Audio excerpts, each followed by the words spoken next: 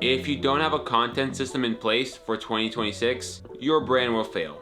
Not because you're bad at business, but because attention is now infrastructure. If your content only exists when you feel motivated, you don't have a business, you have a hobby. Most businesses don't have a content problem, but they have a structure problem. They release it randomly on random days at random times without no plan, with no schedule. And they only post when they have time. They don't have a true rhythm to their posting schedule.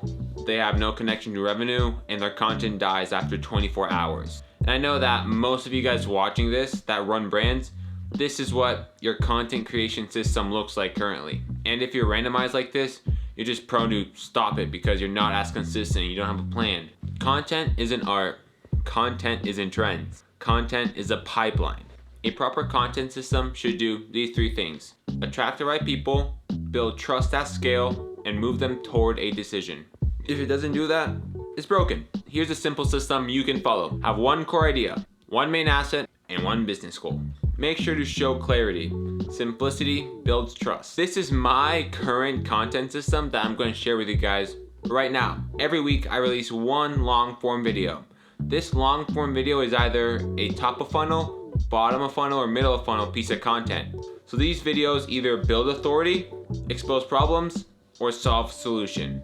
Every single video connects back to my offer intentionally. From a bird's eye view, my YouTube channel probably seems like normal content that someone posts weekly. But deep down, it's all part of a system.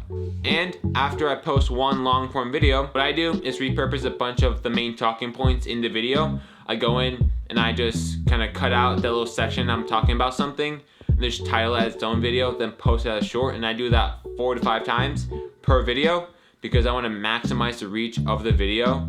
And chopping it up and spreading it out is kind of like a shotgun shell. You are getting as much reach as possible. And in YouTube, in shorts, when it's remixed from a video, usually there is a button underneath like the title and near the title where you can click to go back to the original long form video.